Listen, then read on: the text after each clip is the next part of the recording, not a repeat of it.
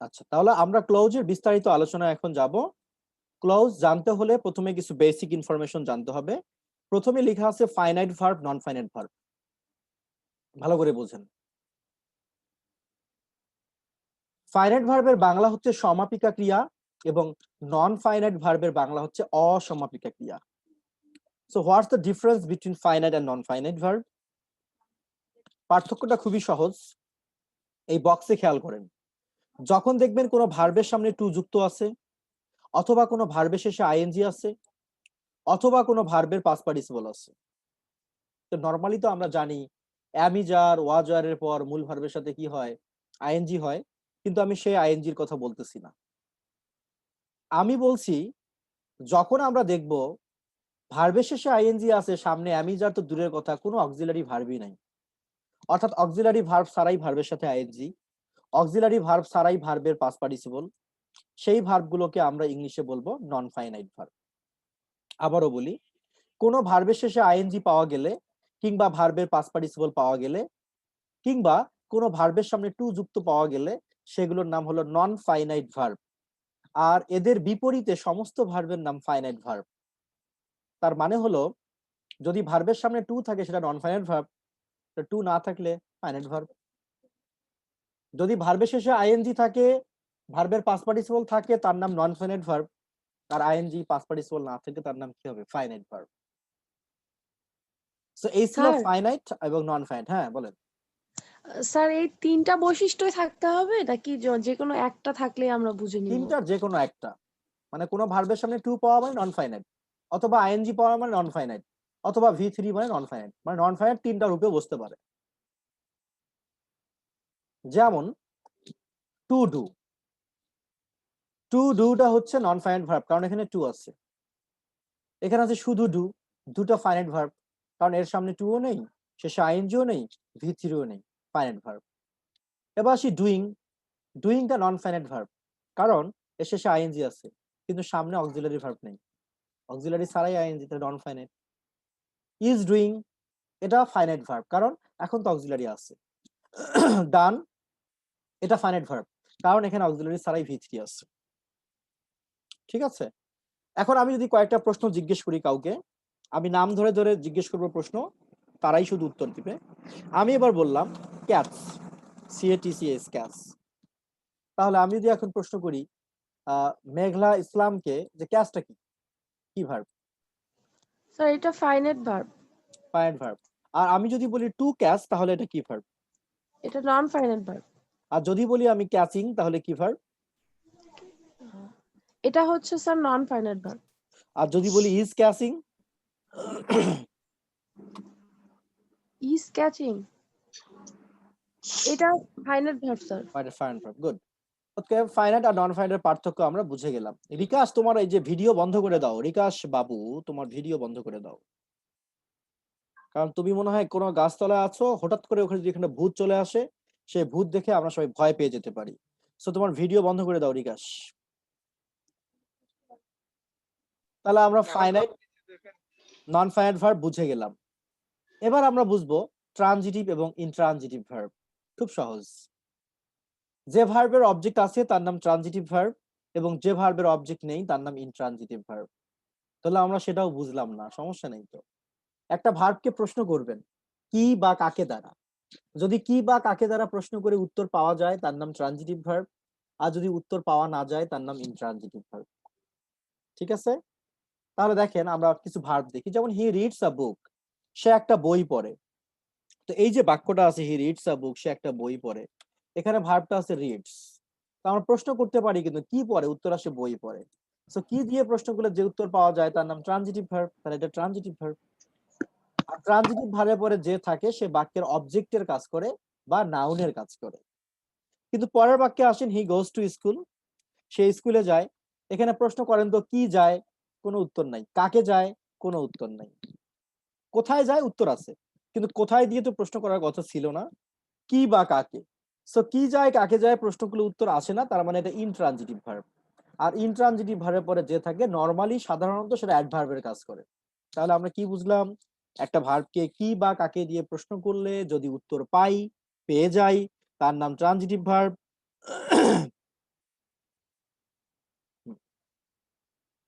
আর যদি কি বা কাকে দিয়ে প্রশ্ন করলে উত্তর না পাই তার নাম হবে ইনট্রানজিটিভ ভার্ব। ট্রানজিটিভ ভার্বের পরে যে থাকে সে নাউনের কাজ করে এবং ইনট্রানজিটিভ ভার্বের পরে যে থাকে সে অ্যাডভার্বের কাজ করে। আশা করি ক্লিয়ার। এখন আমি আপনাদের কিছু মৌখিক প্রশ্ন জিজ্ঞেস করব, দেখি কি উত্তর দিতে পারে। এবার আমি একটা বাক্য লিখলাম, birds fly in the sky. পাখিরা আকাশে ওড়ে। আমি প্রশ্ন করব এই প্রশ্নটি, birds fly in the sky, পাখিরা আকাশে ওড়ে। এই প্রশ্ন আমি করব হচ্ছে কাকে কাকে হচ্ছে যে কাকে প্রশ্নটা করা যায়, সুলতানাকে প্রশ্নটা করলাম। সুলতানা, এটা কি verb? Birds fly in the sky, এটা কি ভার্ব, ট্রানজিটিভ নাকি ইনট্রানজিটিভ? সুলতানা মিতু না, আরেকজন আছে সুলতানা, সেই সুলতানা। এই ফ্লাইটা ট্রানজিটিভ ইনট্রানজিটিভের কোন ভার্ব? ঝটপট।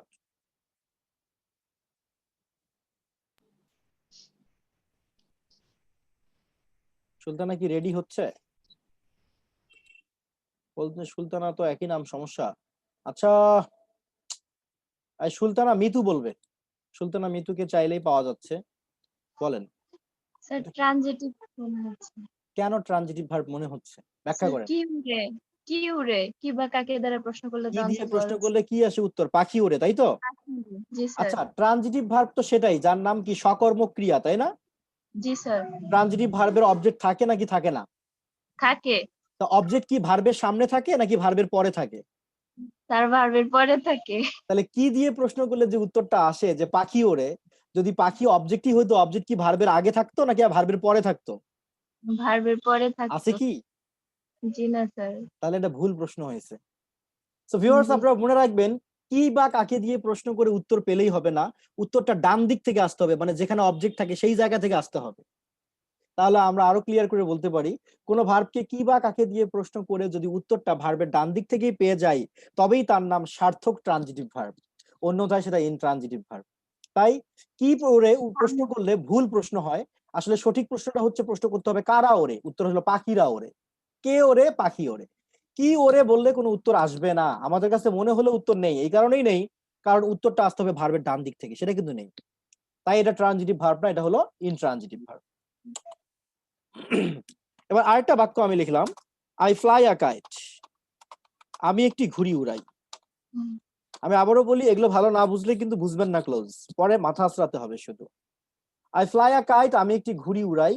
এখন যদি সুলতানা মিতুকে আমি প্রশ্ন করি যে এখন ফ্লাইটা কি ভার্ব? এখন তো স্যার ট্রানজিটিভই, অবজেক্ট আছে। অবজেক্ট আছে। কি ওড়ে? কি উড়ায়? ঘুড়ি উড়াই, তাই না? ডান দিক জি থেকে স্যার। অবজেক্ট আসে, সো এটা ট্রানজিটিভ ভার্ব। এখন তাহলে বুঝতেই পারছেন, একটা ভার্বকে কি বা কাকে দিয়ে প্রশ্ন করলেই হবে না, উত্তরটা পেতে হবে ভার্বের ডান দিক থেকে, তবেই সেটা ট্রানজিটিভ ভার্ব, অন্যথায় সেটা হবে ইনট্রানজিটিভ ভার্ব।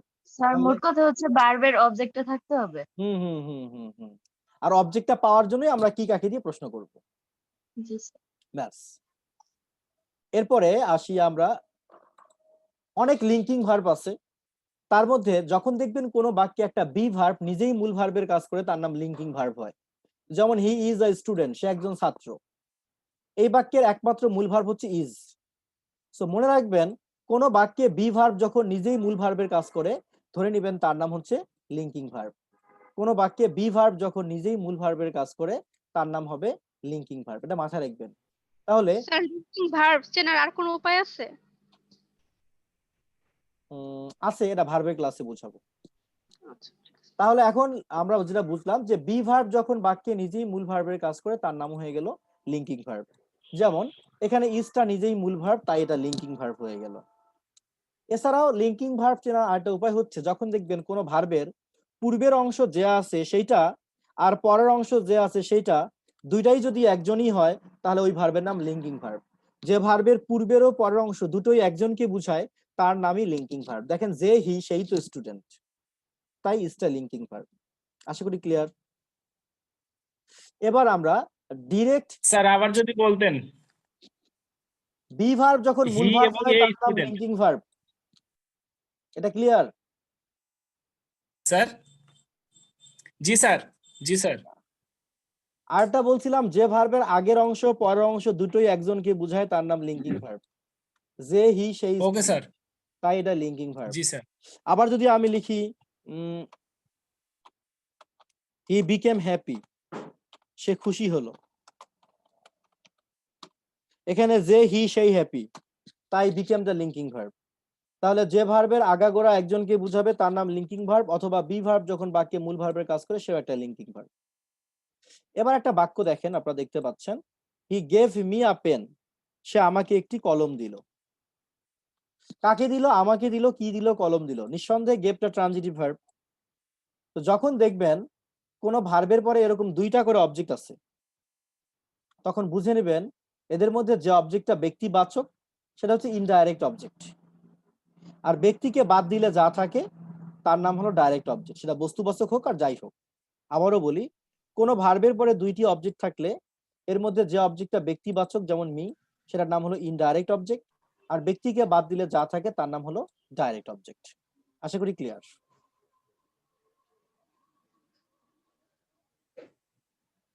ওকে, তাই এখানে মিটা ইনডাইরেক্ট, পেনটা হচ্ছে ডাইরেক্ট অবজেক্ট। এবার আমরা বুঝবো কনজাংশন, পরিচিত হব। কনজাংশন দুই ধরনের, subordinate conjunction, coordinate conjunction. Subordinate conjunction গুলোকে আমরা সাবঅর্ডিনেটরসও বলতে পারি, আবার কোঅর্ডিনেট কনজাংশন গুলোকে কোঅর্ডিনেটরসও বলতে পারি। তো সাবঅর্ডিনেট কনজাংশন গুলো মনে রাখার একটা পাসওয়ার্ড আমি দিচ্ছি। একটা বাক্য দেখতে পাচ্ছেন, হু ইজ অ্যাবাট। এই বাক্যের বাংলা অর্থ নিয়ে টানাটানি করার কোনো দরকার নেই, এর অর্থ আমাদের দরকার না, এটা আমাদের একটা কৌশল, স্ট্র্যাটেজি মাত্র। হু ইজ অ্যাবাট, এইখানে যে বর্ণগুলো আছে এই প্রত্যেকটা বর্ণ দিয়ে নরমালি যে কনজাংশন গুলো শুরু হয় সেগুলোই সাবঅর্ডিনেট কনজাংশন। আবারও বলি, এটার মধ্যে যে বর্ণগুলো আছে এই বর্ণগুলো দিয়ে যে কনজাংশন গুলো শুরু হয় সাধারণত সেগুলোই সাবঅর্ডিনেট কনজাংশন। যেমন ডাব্লিউ দিয়ে কারা কারা হয়? ডাব্লিউ তে হচ্ছে who, whom, whose, what, which, when, where, why, whenever, wherever, whence, while. এই যে ডাব্লিউ দিয়ে যেগুলো শুরু এরা সবাই একটা করে সাবঅর্ডিনেট কনজাংশনের কাজ করবে, মনে রাখেন। এগুলো না বুঝলে কিন্তু আপনি ক্লোজ বুঝবেন না, লিখিত গ্যারান্টি।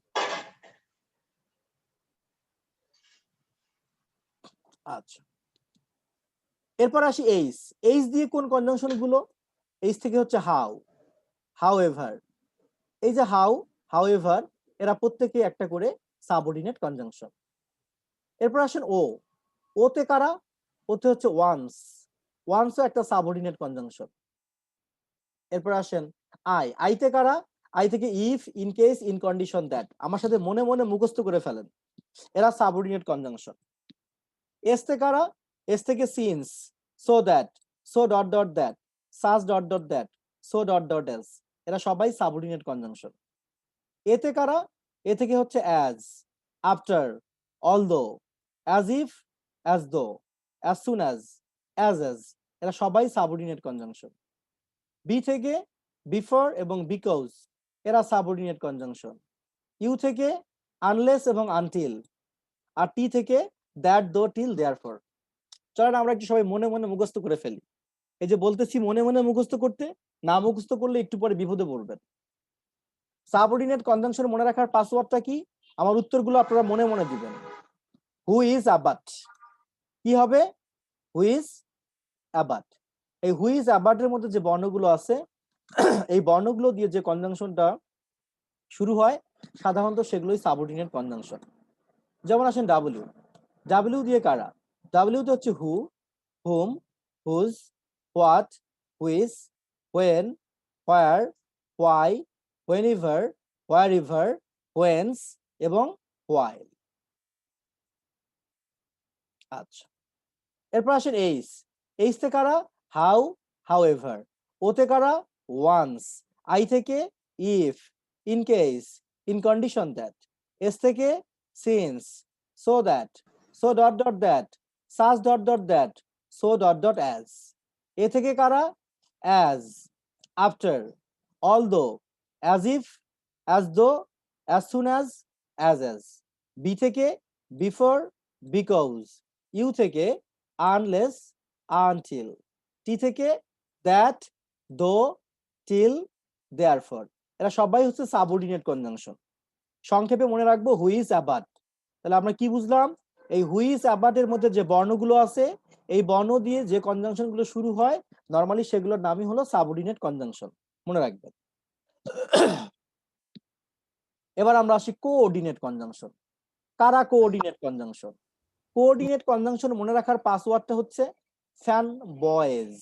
ফ্যান বয়েজ, যেমন এফ থেকে ফর, এ থেকে অ্যান্ড, এন থেকে নর, বি থেকে বাট, ও থেকে অর, ওয়াই থেকে ইয়েট, ই থেকে এলস, এস থেকে সো, সংক্ষেপে ফ্যান বয়েজ। তাহলে ফর অ্যান্ড নর but or yet else so, সংক্ষেপে ফ্যান বয়েজ। তো অনেকে আবার এরকম বুদ্ধি আমাকে শেখাতে চাবে, জানি হয়তো, যে স্যার ফ্যান বয়েজ বাদ দিয়ে যা থাকে সবই তো সাবঅর্ডিনেট কনজাংশন।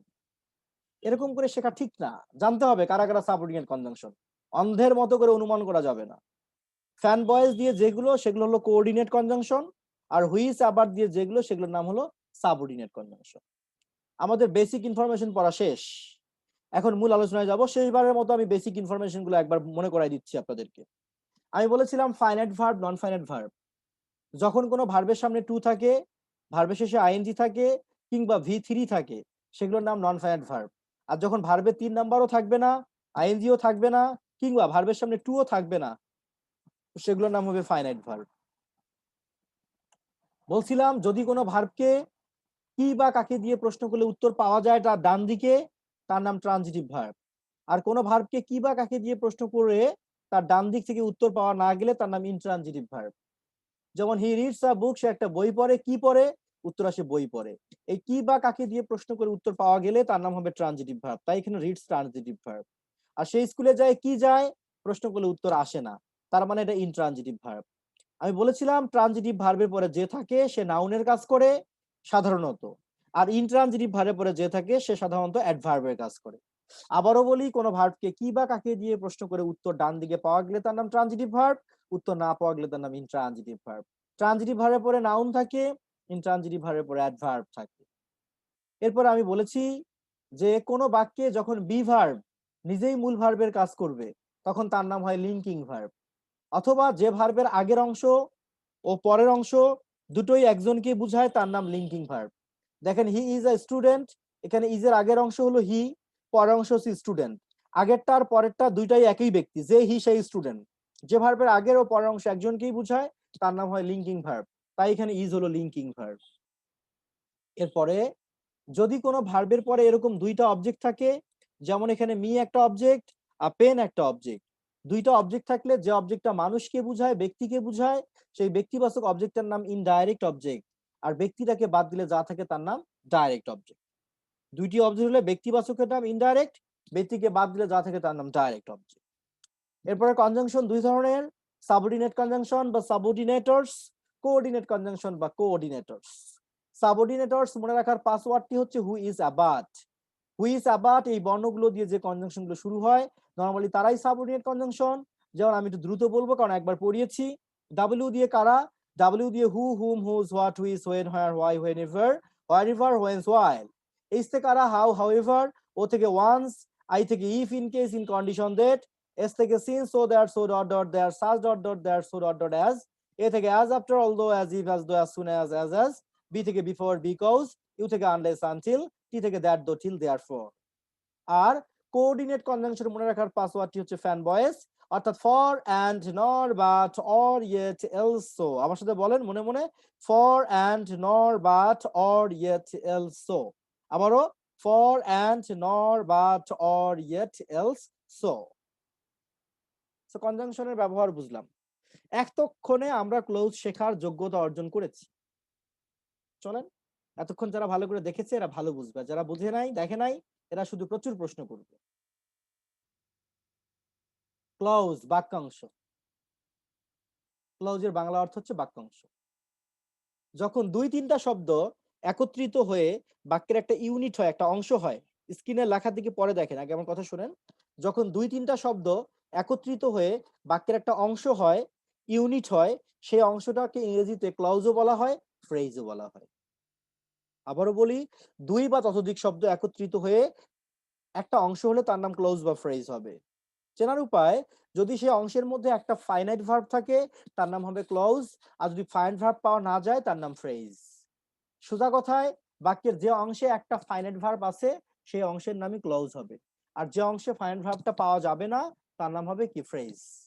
তার মানে একটা বাক্যে যতটা ফাইনাইট ভার্ব থাকে সেই বাক্যে ততটা ক্লোজ থাকে, কারণ প্রত্যেকটা ফাইনাইট ভার্বের জন্য একটা করে ক্লোজ হয়। এবার চলেন আমরা ক্লোজ আর ফ্রেজের পার্থক্য অনুযায়ী কিছু উদাহরণ দেখে আসি। যেমন আমি একটা বাক্য লিখেছি, দেখেন, he writes what he likes, সে যা পছন্দ করে সে তাই লেখে। এখানে বাক্যের দুইটা অংশ, হি রাইটস একটা অংশ, হোয়াট হি লাইকস একটা অংশ, দুইটা অংশ। প্রথম অংশের ভার্বটি হচ্ছে রাইট এবং দ্বিতীয় অংশের ভার্বটি হচ্ছে লাই। এই যে দুইটা ভার্ব, দুইটাই ফাইনাইট ভার্ব। তার প্রমাণ, কারণ এখানে কোনো ভার্বের সাথে টুও নাই, আইএনজিও নাই, ভি3ও নাই, থাকলে নন ফাইনাইট হতো, যেহেতু নেই তাহলে ফাইনাইট ভার্ব। আর যে অংশে ফাইনাইট ভার্ব থাকে তার নাম কি ক্লজ, তাই প্রথম অংশটাও একটা ক্লজ আর দ্বিতীয় অংশটাও একটা কি ক্লজ। এটা একটা ক্লজ হলো, এটা একটা ক্লজ হলো। এবার আরেকটা বাক্য দেখেন, he knows how to write, he knows how to write, সে জানে তাকে কিভাবে লিখতে হবে। এখানে হি নোজ, এখানে একটা ভার্ব আছে নো, নো ভার্বটা ট্রানজিটিভ ভার্ব আছে, ফাইনাইট ভার্ব, আর ফাইনাইট ভার্ব মানে কি ক্লোজ, তাই প্রথমটা ক্লোজ। কিন্তু পরেরটা হাউ টু রাইট এটা ফ্রেজ, কারণ এখানে যদিও বা একটা ভার্ব আছে তার সামনে টু লাগানো আছে, নন ফাইনাইট ভার্ব, মানে কি ফাইনাইট নয়, আর ফাইনাইট না হলেই তো কি হবে ফ্রেজ। এবার আরেকটা বাক্য দেখাই আপনাদেরকে, he is a student of class 10, সে 10ম শ্রেণীর একজন ছাত্র। এখানে আমি যে অংশটাতে আন্ডারলাইন করেছি স্টুডেন্ট অফ ক্লাস 10, এই অংশটুকুর মধ্যে ফাইনাইট ভার্ব তো দূরের কথা, এখানে কোনো ভার্বই নাই, আর ফাইনাইট ভার্ব না থাকলে তো ক্লোজ বলা যাবে না, তাহলে বলতে হবে কি ফ্রেজ। আশা করি ক্লিয়ার। তাহলে যদি আমি এখন ইশরাত জাহানকে প্রশ্ন করি, ইশরাত জাহান, যে একটা বাক্যের অংশ ক্লোজ হবে কি হবে না তা নির্ভর করবে কিসের উপর? স্যার ফাইনাইট ভার্বের উপরে। মানে কি ফাইনাইট ভার্ব আছে নাকি নেই তার উপর, এই তো। জি স্যার। তার মানে আমরা কি বলতে পারি ভাই, যে একটা বাক্যে কতটা ক্লজ আছে এটা আমরা কেমনে বের করব? স্যার ফার্স্টেই দেখতে হবে ভার্ব আছে কিনা, তারপরে দেখতে হবে সেটা ফাইনাইট নাকি নন ফাইনাইট। তার মানে কি একটা বাক্যে যদি 100 ফাইনাইট ভার্ব পাই তাহলে সেখানে কি 100 ক্লজ আছে? ঠিক জি স্যার। ফাইনাইট ভার্বের সংখ্যা যতটা ক্লজের সঙ্গে ততটা। তাহলে আপনি আমাকে বলেন, আমি একটা বাক্য লিখলাম ডু অর ডাই, আমাকে বলেন এই বাক্যে ক্লজের সংখ্যা কতটা? স্যার দুইটা। কারণ এখানে ডু একটা ফাইনাইট ভার্ব এবং ডাই একটা finite verb. Okay Ishrat Jahan, thank you. তাহলে এখানে ডু একটা ফাইনাইট ভার্ব এবং ডাই একটা ফাইনাইট ভার্ব, তাই বুঝতে হবে এই বাক্যে ক্লোজের সংখ্যাও দুইটা। তার মানে কিচ্ছু লাগে না, এটা ক্লোজ হওয়ার জন্য একটা ফাইনাইট ভার্বই যথেষ্ট। তাহলে আমরা ক্লোজের সাথে পরিচিত হয়ে গেলাম। এবার আমরা আসবো ক্লাসিফিকেশন অফ ক্লোজ, ক্লোজের শ্রেণীভাগ। ক্লোজ সব মিলিয়ে মূলত 3 প্রকার, principal clause, subordinate clause, coordinate close. প্রধানত 2 প্রকার, ইন্ডিপেন্ডেন্ট ডিপেন্ডেন্ট, সেটা আপনার দরকার নেই এখন। ক্লোজ 3 প্রকার, principal, subordinate, coordinate. Principal clause যাকে বলা হয় তার অপর নামই মেইন ক্লোজ, আবার তার আরো একটা নাম আছে ইন্ডিপেন্ডেন্ট ক্লোজ। তার মানে যা প্রিন্সিপাল ক্লোজ তাই মেইন ক্লোজ তাই ইন্ডিপেন্ডেন্ট ক্লোজ। আরেকটা ক্লোজের নাম হলো সাবঅর্ডিনেট ক্লোজ, যাকে সাবঅর্ডিনেট ক্লোজ বলা হয় তার অপর নাম হচ্ছে ডিপেন্ডেন্ট ক্লোজ। আরেকটা হচ্ছে কোঅর্ডিনেট ক্লোজ, সেটাও ডিপেন্ডেন্ট ক্লোজ। আচ্ছা, তাহলে আমরা এখন মনে রাখবো ক্লোজ একটা বাক্যে ফাইনাইট ভার্বের উপস্থিতিতে একটা অংশে যদি ফাইনাইট ভার্ব থাকে তার নাম হয় ক্লোজ। সে ক্লোজ তার জীবদ্দশায় মূলত 3টি ক্লোজ হয়, একটা হচ্ছে প্রিন্সিপাল ক্লোজ, আরটা হলো সাবঅর্ডিনেট ক্লোজ, আরটা হলো কোঅর্ডিনেট ক্লোজ। কিন্তু ভুলে গেলেও ভুলে যাওয়া যাবে না, প্রিন্সিপাল ক্লোজ যার নাম তার অপর নামই হচ্ছে মেইন ক্লোজ, তার অপর নামই হচ্ছে ইন্ডিপেন্ডেন্ট ক্লোজ। যাকে সাবঅর্ডিনেট ক্লোজ বলা হয় সে সবসময় অন্যের উপর নির্ভরশীল থাকে, তাই তার আরেক নাম হচ্ছে ডিপেন্ডেন্ট ক্লোজ। অবশ্য কোঅর্ডিনেট ক্লোজকেও ডিপেন্ডেন্ট ক্লোজ বলা হয়। তবে আমরা মনে রাখবো ক্লোজ 3 ধরনের, প্রিন্সিপাল, সাবঅর্ডিনেট, কোঅর্ডিনেট। প্রিন্সিপালের অপর নাম মেইন ক্লোজ, ইন্ডিপেন্ডেন্ট ক্লোজ, সাবঅর্ডিনেটের অপর নাম ডিপেন্ডেন্ট ক্লোজ, এবং আরেকটা হচ্ছে কোঅর্ডিনেট ক্লোজ। একটি ফাইনাইট ভার্বের উপস্থিতিতে একটা অংশের নাম হয়ে যায় ক্লোজ, সেই ক্লজ তার জীবদ্দশায় 3টি নাম ধারণ করতে পারে, সেটা আমরা বুঝে গেলাম। এখন প্রশ্ন হচ্ছে আমরা কেমন করে বুঝবো কোনটা প্রিন্সিপাল ক্লজ, কোনটা সাবঅর্ডিনেট ক্লজ, কোনটা কোঅর্ডিনেট ক্লজ? চলেন আমরা সেই উপায়টা বুঝে আসি। আমরা একটু আগে পড়ে আসলাম না হুইচ অ্যাবাট, যারা পড়ে আসছেন তাদের মনে পড়ে নিশ্চয়। হুইচ অ্যাবাট গুলো কি ছিল? সাবঅর্ডিনেট কনজাংশন, তাই না? যখন দেখবেন কোনো ক্লজের ভিতরে ওই হুইচ অ্যাবাটের কোনো সাবঅর্ডিনেট কনজাংশন পাওয়া যায়, যদি কোনো ক্লজের ভিতরে যদি হুইচ অ্যাবাটের সদস্য পাওয়া যায় বা সাবঅর্ডিনেট কনজাংশন পাওয়া যায়, বুঝে নেবেন তার নাম সাবঅর্ডিনেট ক্লজ। আর যদি কোনো ক্লজের ভিতরে কোঅর্ডিনেট কনজাংশন পাওয়া যায়, অর্থাৎ ফ্যান বয়েস এর সদস্যকে পাওয়া যায়, বুঝে নেবেন তার নাম হলো কোঅর্ডিনেট ক্লজ। আশা করি ক্লিয়ার। তাহলে যে ক্লজের মধ্যে সাবঅর্ডিনেট কনজাংশন বা হুইচ অ্যাবাট এর সদস্য পাবেন তার নাম সাবঅর্ডিনেট ক্লজ। আর যে ক্লজের মধ্যে কোঅর্ডিনেট কনজাংশন বা ফ্যান বয়েস এর সদস্য পাবেন তার নাম হলো কোঅর্ডিনেট ক্লজ। আর যে ক্লজের মধ্যে কোনো কনজাংশনই পাওয়া যাবে না তার নাম হবে প্রিন্সিপাল ক্লজ। সো আমার ব্যাখ্যা যদি বুঝে থাকেন তাহলে আমি প্রশ্ন করব হচ্ছে যে তৃপ্তি বড়াইকে ক্লোজ চেনার উপায় কি? তৃপ্তি বলেন, বরিশাল থেকে তৃপ্তি, কোন ক্লোজ, এটা আমরা কেমনে চিনবো?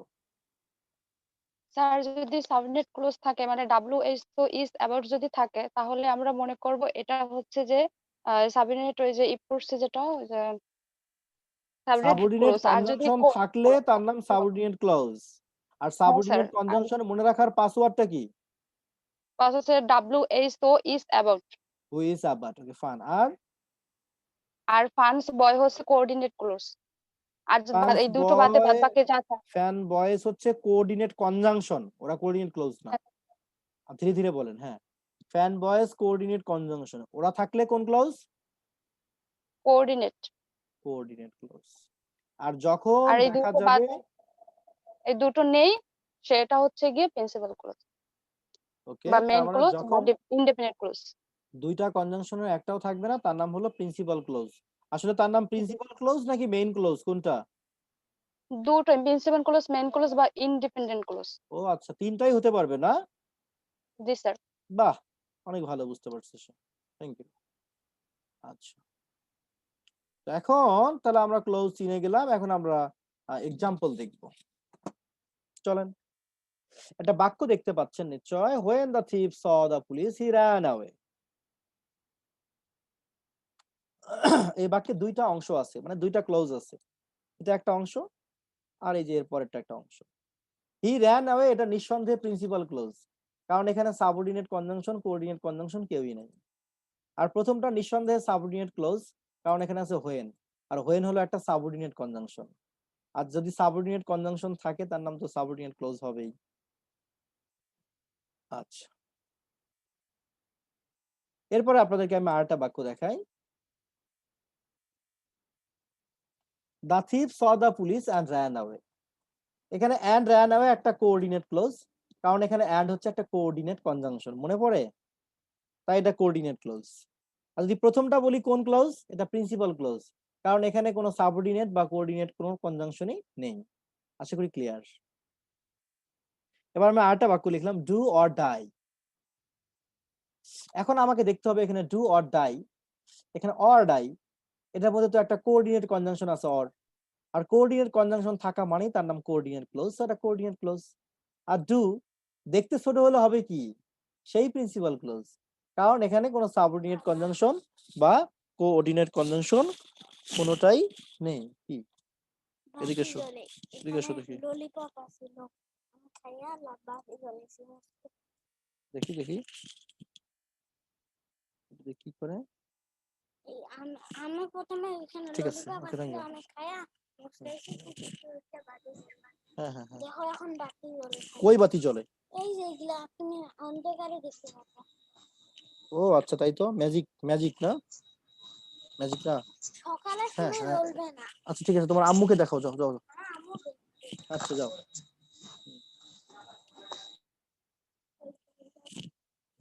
তাহলে এখানে ডু হয়ে গেল প্রিন্সিপাল ক্লোজ, আর অর ডাইটা হয়ে গেল কোঅর্ডিনেট ক্লোজ। আচ্ছা, এবার আরেকটা বাক্য দেখেন।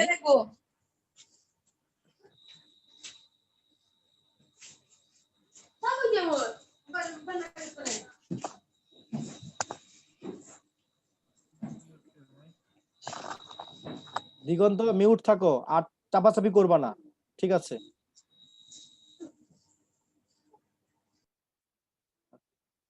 এরপর আমি আরেকটা বাক্য লিখেছি, the doctors gave her the best treatment but they couldn't save her. এখানেও দুইটা অংশ আছে। এর মধ্যে এই যে বাট যুক্ত অংশটা, এটা হলো কোঅর্ডিনেট ক্লোজ, কারণ এখানে বাট হচ্ছে কোঅর্ডিনেট কনজাংশন, আর আগের অংশটার মধ্যে কোনো কনজাংশন নেই, তাই এটা প্রিন্সিপাল ক্লোজ। সো ভিউয়ার্স, আমরা কি বুঝলাম যে একটি ফাইনাইট ভার্বের উপস্থিতিতে একটা অংশের নাম হয়ে যায় ক্লোজ। সেই ক্লোজ তার জীবদ্দশায় তিনটা নাম ধারণ করে: principal clause, subordinate clause, coordinate close. চেনার উপায়, যে ক্লোজের মধ্যে হুইচ, অ্যাবাউট বা সাবঅর্ডিনেট কনজাংশন থাকে তার নাম সাবঅর্ডিনেট ক্লোজ, আর যে ক্লোজের মধ্যে ফ্যান বয়েজ সদস্য থাকে বা কোঅর্ডিনেট কনজাংশন থাকে তার নাম কোঅর্ডিনেট ক্লোজ। আর যখন কোনো ক্লোজে কোনো কনজাংশনই পাওয়া যাবে না তার নাম হয়ে যাবে প্রিন্সিপাল ক্লোজ। আশা করি ক্লিয়ার।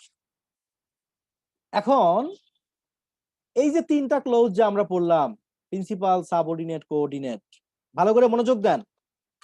এই তিনটা ক্লোজের প্রিন্সিপাল ক্লোজ চেনার উপায় তো আমরা শিখলামই। যে ক্লোজের ভিতরে কোনো কনজাংশন থাকে না, স্বাধীন অর্থ প্রকাশ করতে পারে, সেটাই প্রিন্সিপাল। শেষ, এটা ঝামেলা শেষ। আর যে ক্লোজের মধ্যে আমরা কোঅর্ডিনেট কনজাংশন পাই, মানে ফ্যান বয়েস, তার নাম কোঅর্ডিনেট ক্লোজ, এটার ঝামেলাও শেষ।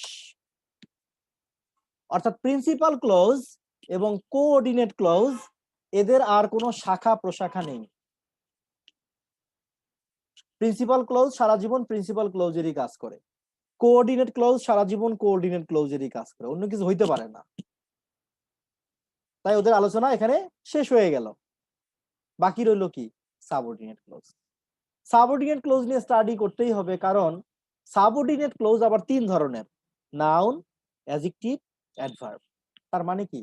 তার মানে হচ্ছে একটা সাবঅর্ডিনেট ক্লোজ কখনো কখনো নাউনের কাজ করে, কইরা তার নাম হয়ে যায় নাউন ক্লোজ। আবার একটা সাবঅর্ডিনেট ক্লোজ কখনো অ্যাডজেক্টিভের কাজ করে, তার নাম হয়ে যায় অ্যাডজেক্টিভ ক্লোজ। আবার কখনো একটা সাবঅর্ডিনেট ক্লোজ অ্যাডভার্বের কাজ করে এবং তার নাম হয়ে যায় অ্যাডভার্বিয়াল ক্লোজ। আশা করি clear.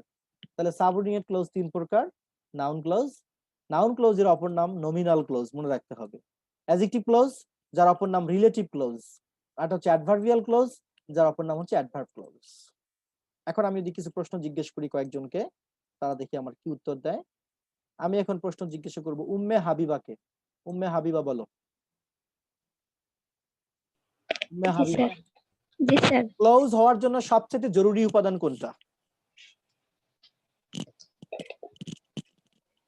Sir finite verb. Adverb. ওকে, সবাই একটু মনোযোগ দিয়ে আমরা শুনবো। আমি একজনকে প্রশ্ন করতেছি, তার মাধ্যমে সকলকে একটা মেসেজ দিচ্ছি আমি। ফাইনাইট ভার্ব জরুরি। তাহলে একটা বাক্যে কতটা ক্লোজ আছে এটা আমরা বুঝবো কেমনে? স্যার আরেকবার বলেন তো স্যার, বুঝতে একটা পারি। বাক্যে কতটা ক্লোজ আছে এটা আমরা বুঝবো কেমনে?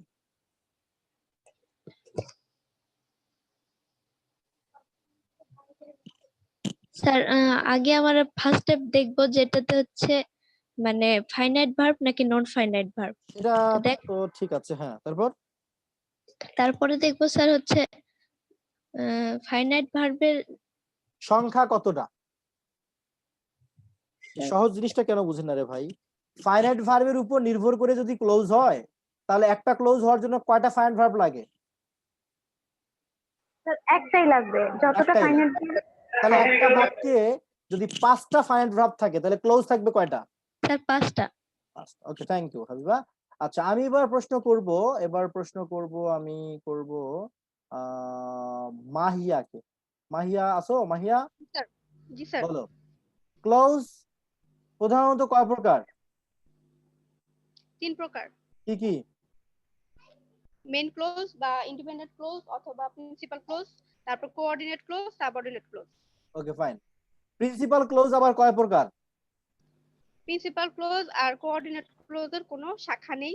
আর সাবঅর্ডিনেট ক্লোজ 3 প্রকার: noun clause, adjective clause, adverb close. আচ্ছা, গুড। তার মানে একটা ক্লোজ যদি নাউন ক্লোজ হতে চায়, অ্যাডজেক্টিভ ক্লোজ হতে চায় বা অ্যাডভার্ব ক্লোজ হতে চায়, তাকে আগে কোন ক্লোজ হতে হবে? সাবঅর্ডিনেট ক্লোজ হতে হবে। তাহলে আমাদের আগে নাউন অ্যাডজেক্টিভ খোঁজা উচিত নাকি আগে সাবঅর্ডিনেট কিনা সেটা নিশ্চিত হওয়া উচিত? সাবঅর্ডিনেট ক্লোজ কিনা সেটা নিশ্চিত হওয়া উচিত। গুড। যখন আমরা দেখবো যে হ্যাঁ নিশ্চিত সাবঅর্ডিনেট ক্লোজ, তারপরে আমি ভাববো, সন্দেহ করব কয়টার উপর? তিনটার উপর, কি? Noun, adjective, adverb. Noun, adjective, adverb. বাহ, এ তো অনেক জিনিয়াস।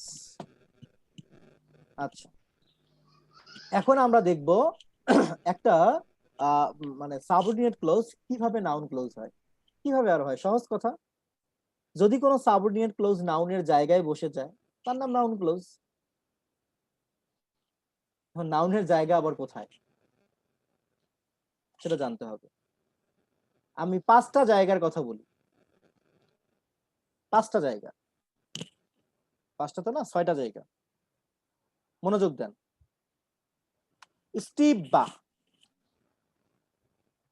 এই স্টিভ বা একটা পাসওয়ার্ড, আমি বুঝাবো এটা। এই স্টিভ বা এর জায়গায় যে বসবে সে নাউন হয় সাধারণত। তাই স্টিভ বা এর জায়গায় যদি কোনো সাবঅর্ডিনেট ক্লোজ পাওয়া যায় সেই ক্লোজের নাম হয়ে যাবে নাউন ক্লোজ। স্টিভ বাটা কি, এর ব্যাখ্যা আমরা বুঝবো একটু পরেই। আপাতত মুখে শোনেন। এস থেকে সাবজেক্ট হিসেবে, মনে মনে বলেন, এস থেকে কি?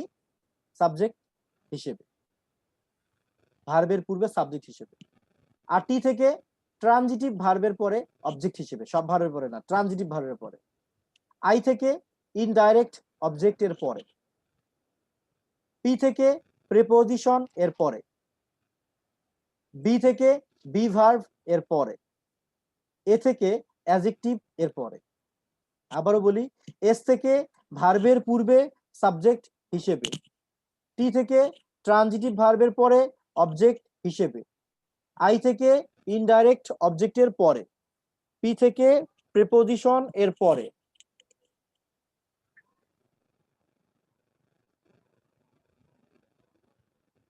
বি থেকে বি ভার্ব এর পরে। এ থেকে অ্যাডজেক্টিভ এর পরে। এই স্টিভ বা এর জায়গায় যদি কোনো সাবঅর্ডিনেট ক্লোজ বসে, চোখ বন্ধ করে বলে দিতে পারি সেই ক্লোজের নাম নাউন ক্লোজ। তো আমি একটু প্রশ্ন জিজ্ঞেস করব দিগন্তকে। দিগন্ত, বলো এসতে কি বুঝায়?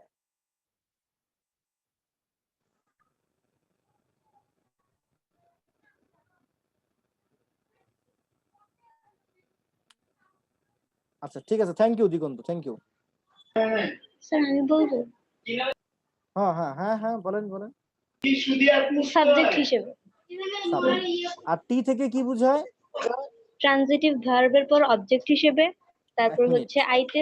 এক মিনিট, তাহলে সব ভার্বের পরে না, শুধু কি ভার্বের পরে? ট্রানজিটিভ ভার্বের পর। তাহলে ভার্বের Transitive verb পরে কাউকে দেখা পেলে আমরা আগে বাজায় দেখবো ভার্বটা ট্রানজিটিভ নাকি ইনট্রানজিটিভ। ওকে, আর আইতে? আইতে হচ্ছে ইনডিরেক্ট অবজেক্টের পরে। ওয়েট, ইনডিরেক্ট অবজেক্ট কারা?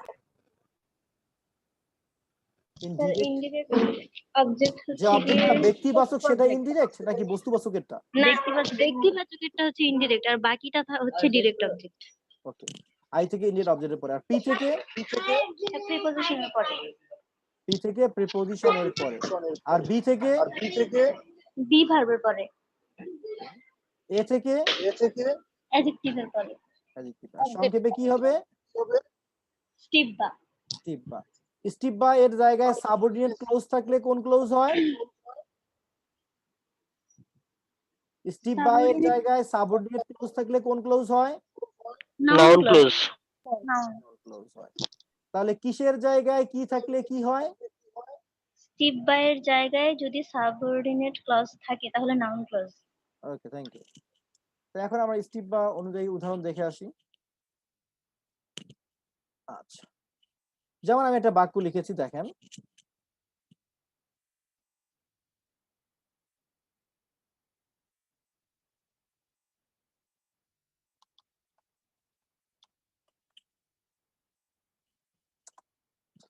That he is very intelligent is known to me. That he is very intelligent is known to me. আমরা প্রথমে নিশ্চিত হলাম আন্ডারলাইন করা ক্লোজটা সাবঅর্ডিনেট ক্লোজ, কারণ এখানে দ্যাট আছে। এরপর যখন দেখলাম যে না, এটা সাবঅর্ডিনেট ক্লোজ, তখন আমরা বুঝলাম সাবঅর্ডিনেট ক্লোজ মানে তো এটা নাউনও হইতে পারে, অ্যাডজেক্টিভ হইতে পারে, অ্যাডভার্ব হতে পারে।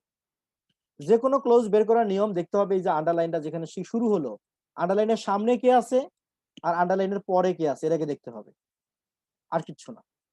সামনে তো কিছুই নাই, পরে আছে একটা ভার্ব। যদি ইজ ভার্ব হয় তাহলে ভার্বের সামনে আছে এটা কি হিসেবে? সাবজেক্ট হিসেবে। আর আমরা পড়লাম সাবজেক্ট হিসেবে কোনো সাবঅর্ডিনেট ক্লোজ থাকা মানে তার নাম নাউন ক্লোজ। তাই তো এটা নাউন ক্লোজ হয়ে গেল। আচ্ছা, এরপরের বাক্য দেখেন। স্যার I- আবার যদি বলতেন। জি নাই। Hello? স্যার আবার যদি বলতেন। দ্যাট ইজ আবার হি ইজ বলবো না, ভেরি আবার ইন্টেলিজেন্ট। প্রশ্ন করব। তুমি বলো, এখানে ক্লোজ বের করতে হলে ক্লোজের সামনে আর পরে দেখতে হয়। সামনে কে আছে বলো? আন্ডারলাইনের সামনে সুপ্রসন্ন বলো, সামনে কে আছে? Sir that sir he subject. আরে বুঝলাম তো, এই আন্ডারলাইন করাটার সামনে কে আছে? কিছুই নাই। স্যার এর সামনে তো স্যার কিছুই নাই। এটা আগে থেকে মাথায় যায় না কেন? আচ্ছা, তারপরে আন্ডারলাইনের পরে কে আছে? Sir is. ভার্ব, তাই না? আচ্ছা, তাহলে জি স্যার। ভার্বের সামনে বাক্যের কে থাকে? Sir subject. সাবজেক্ট থাকে। আর এসতে কি বুঝায়? সাবজেক্ট। না, জি স্যার। এসতে সাবজেক্ট বুঝায় না তো, এসতে সাবজেক্ট হিসেবে বুঝায়। কি বুঝায়? শুধু সাবজেক্ট বলে কয়দিন পর ভুলে যাবা, সাবজেক্টের আগে না পরে মনে থাকবে না। এসতে হলো সাবজেক্ট হিসেবে। Sir subject. জি স্যার সাবজেক্ট হিসেবে। জি তা এটা কি সাবজেক্ট হিসেবে আছে না? জি স্যার। তাহলে এটা কোন ক্লোজ হবে? স্যার এটা সাবঅর্ডিনেট ক্লজের স্যার নাউন ক্লজ। বাহ, এই তো জিনিয়াস।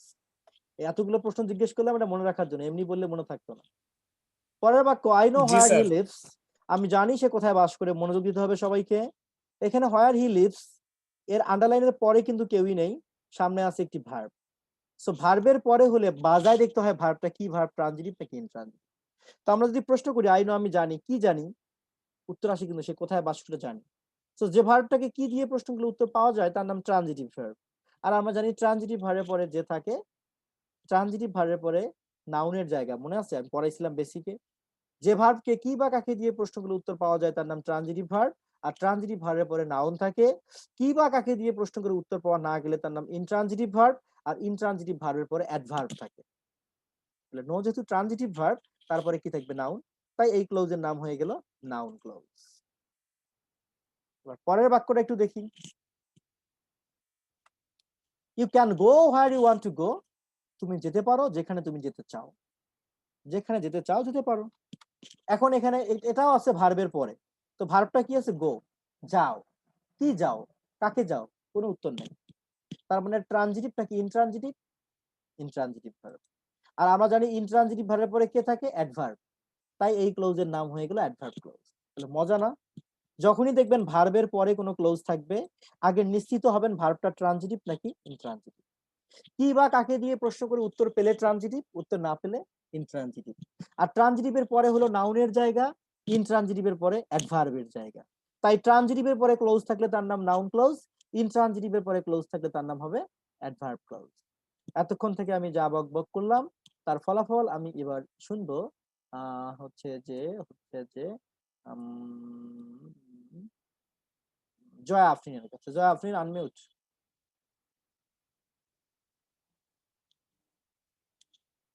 জয়া আফরিন কি রেডি?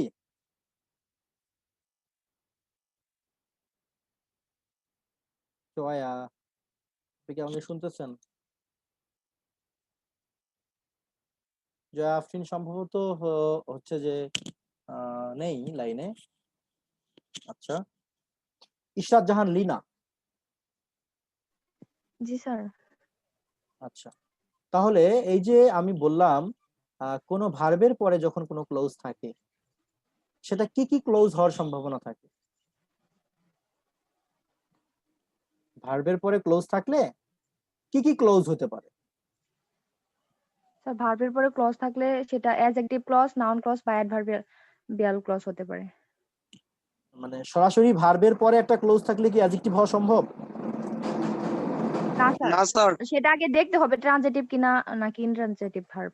আমি প্রশ্ন করেছি এতক্ষণ থেকে যে ক্লাসটা করলেন সেই অভিজ্ঞতা থেকে একটা ভার্বের পরে যদি ক্লোজ থাকে সেই ক্লোজটা মাত্র দুইটা ক্লোজ হতে পারে নাউন অথবা কি অ্যাডভার্ব। Adverbial clause. অ্যাডভার্ব হতে পারে। আমি যাকে প্রশ্ন করছি তার সাথে আমার কথা হোক আগে। আচ্ছা, অ্যাডভার্ব ক্লোজ হতে পারে। তাহলে তাই যদি হয় লিনা, আমি কেমন করে বুঝবো সেটা নাউন নাকি অ্যাডভার্ব? স্যার আমরা ভার্বটাকে প্রথমে দেখতে হবে সেটা ট্রানজিটিভ নাকি ইনট্রানজিটিভ ভার্ব। কেমনে বুঝবো সেটা ট্রানজিটিভ নাকি হ্যাঁ, ইনট্রানজিটিভ? কি বা কাকে দা হোয়াট বা হোম দ্বারা কোয়েশ্চেন করলে যদি আমরা আনসার পাই তাহলে বুঝবো সেটা ট্রানজিটিভ ভার্ব, আর যদি আনসার না পাই তাহলে বুঝবো যে সেটা ইনট্রানজিটিভ ভার্ব। আর আর ট্রানজিটিভ ট্রানজিটিভ ভার্বের পরেরটা নাউন ক্লজ এবং ইনট্রানজিটিভ ভার্বের পরেরটা as a adverbial clause. Okay, thank you. আশা করি সবাই ব্যাপারটা আমরা আরো ক্লিয়ার করে বুঝে গেছি। আচ্ছা, এরপরের অংশে আমরা যাব।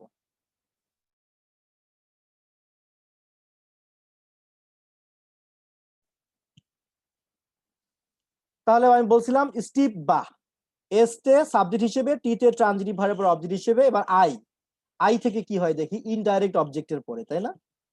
দেখেন একটা বাক্য দেখাচ্ছি। He asked me why I was late. সে আমাকে জিজ্ঞেস করলো আমি কেন দেরি করেছিলাম। ফাইন, এখানে মিটা কি একটা ব্যক্তিবাচক অবজেক্ট, আর ব্যক্তিবাচক অবজেক্টের নাম কি ইনডাইরেক্ট অবজেক্ট, আর ইনডাইরেক্ট অবজেক্টের পরে ক্লোজ থাকা মানে তার নাম হলো নাউন ক্লোজ। শীটটা এমন ভাবে দিয়েছি, শীট দেখলেই বুঝবেন, সুন্দর করে লেখা আছে। এই যে আই থেকে ইনডাইরেক্ট অবজেক্টের পরে উদাহরণ দিচ্ছি, টি থেকে ট্রানজিটিভ ভার্বের পরে উদাহরণ দিয়েছি, কিন্তু ইনট্রানজিটিভ ভার্বের পরে অ্যাডভার্বিয়াল ক্লোজ হয় সেটাও লিখে দিয়েছি। এর চাইতে মানে এত ক্লিয়ার শীটটা করা হয়েছে, এর চেয়ে মনে হয় কোনো শীট হতে পারে না। এবার আসেন পি থেকে প্রিপজিশনের পরে, লিসেন টু হোয়াট হি সেজ, সে যা বলে শোনো। এখানে টুটা একটা প্রিপজিশন, আর প্রিপজিশনের পরে ক্লোজ থাকা মানে তার নাম নাউন ক্লোজ, তাই এটা noun clause. It is what he told, এখানে ইজ হচ্ছে একটা বি ভার্ব, আর বি ভার্বের পর করে ক্লোজ থাকলে তার নাম হয় noun clause. It is clear that he was wrong, এখানে ক্লিয়ার হচ্ছে একটা অ্যাডজেক্টিভ, আর অ্যাডজেক্টিভের পরে তার নাম হয় নাউন ক্লোজ। ওই যে অনেকে শর্টকাট ভার্সনে পড়েন না, ইট দিয়ে রিপ্লেস করা গেলে নাউন ক্লোজ, ওরা কিন্তু এই জায়গায় ইট রিপ্লেস করতে পারবে না। ইট ইজ ক্লিয়ার ইট হয় না। সো শর্ট ভার্সন পরে যারা অসময়ে মরে তারা, এখানে মরা মানে পরীক্ষায় ফেল করা। It is clear that he was wrong, অ্যাডজেক্টিভের পরে নাউন ক্লোজ। পরের বাক্য আই এম হ্যাপি, এখানে কি বসাবেন আই এম হ্যাপি ইট? কি সস্তা নিয়ম পাবলিক বের করছে, ইট বসায় রিপ্লেস করলেই নাউন। এই সস্তা নিয়ম তো সবাই জানে, এত সস্তা হলে তো সবাই ক্যাডার হইতো, সবাই জব পাইতো, সবাই ভালো করতো পরীক্ষায়। এখানে হ্যাপি একটা অ্যাডজেক্টিভ, আর অ্যাডজেক্টিভের পরেরটা হলো নাউন ক্লোজ। তাহলে আমি বললাম স্টিভ বা, এস থেকে সাবজেক্ট হিসেবে, টি থেকে ট্রানজিটিভ ভার্বের পর অবজেক্ট হিসেবে, আই থেকে ইনডিরেক্ট অবজেক্টের পরে, পি থেকে প্রিপজিশনের পরে, বি থেকে বি ভার্বের পরে, এ থেকে অ্যাডজেক্টিভের পরে। এই স্টিভ বা এর জায়গায় কোনো সাবঅর্ডিনেট ক্লোজ থাকা মানে নিঃসন্দেহে সেই ক্লোজের নাম নাউন ক্লোজ। অনেকের মনে প্রশ্ন, আচ্ছা এর বাইরে কি হবে না? আসলে এর বাইরে হয় না। সো স্টিভ বা মনে রাখলেই নাউন ক্লোজ মনে থাকবে।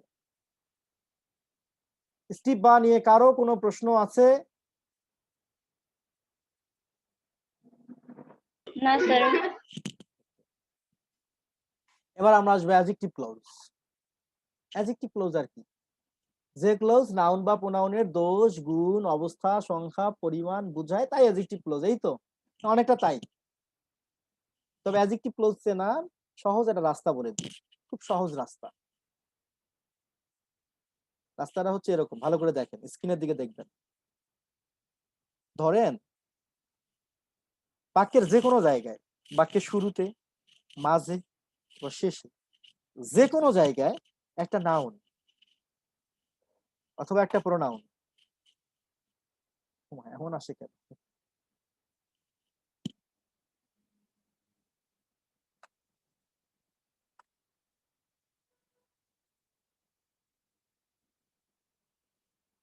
বাক্যের যে কোনো জায়গায় শুরুতে বা শেষে একটি নাউন অথবা একটি প্রোনাউন থাকতে হবে। বাক্যের শুরুতে থাকতে হতে পারে, ভালো করে বোঝেন, বাক্যের যে কোনো জায়গায় শুরুতে, মাঝে অথবা শেষে একটা নাউন পাবেন, যে কোনো নাউন, অথবা একটা প্রোনাউন পাইলেও চলবে। তবে প্রোনাউনটার সাবজেক্টিভ ফর্ম হতে হবে। সেটা আবার কিরকম, মানে এই যে এরকম হওয়া যাবে না, হিম হওয়া যাবে না, বরং হিম না হয়ে হি হইতে হবে। হার হওয়া যাবে না, হার না হয়ে শি হইতে হবে। মি হওয়া যাবে না, মি না হয়ে আই হতে হবে। বুঝলেন? একটা নাউন অথবা প্রোনাউনের একটা সাবজেক্টিভ ফর্ম থাকবে, এই দুইটার যে কোনো একটা থাকতে হবে। এর পরে যদি WH যুক্ত কাউকে পেয়ে যান, যেমন what, which, when, where, why, how,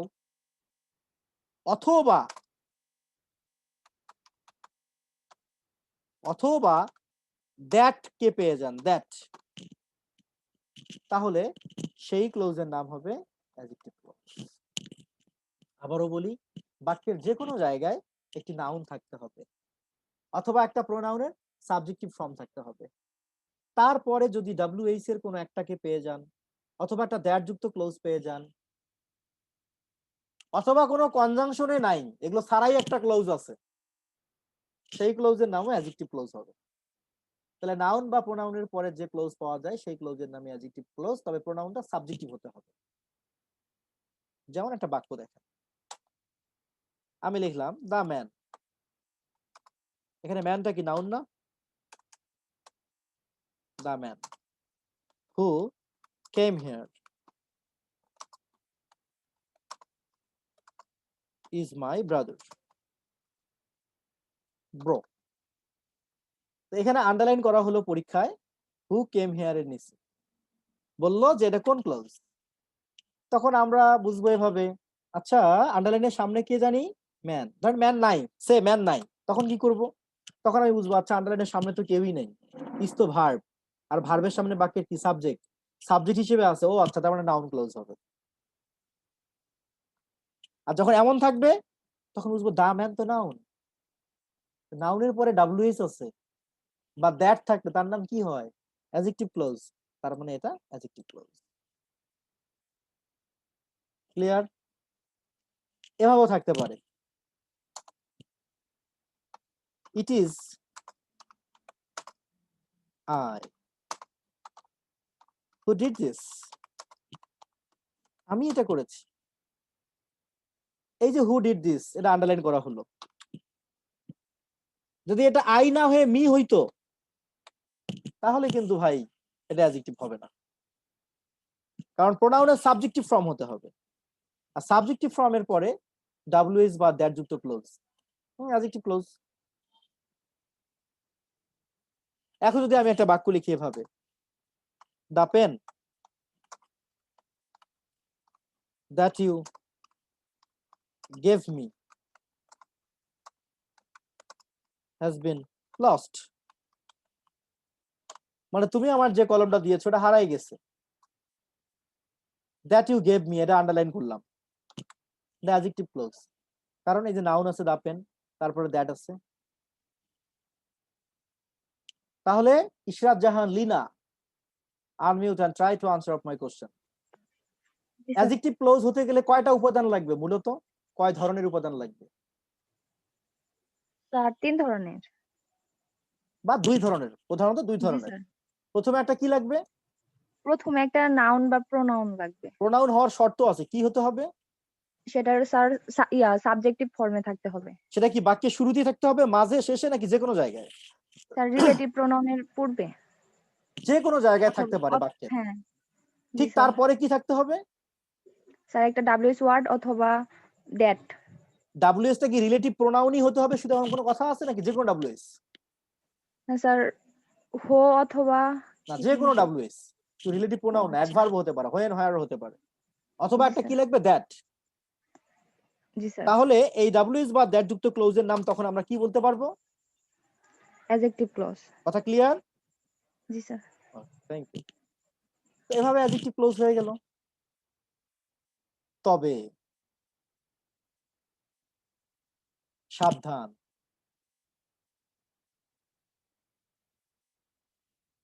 কি সাবধান?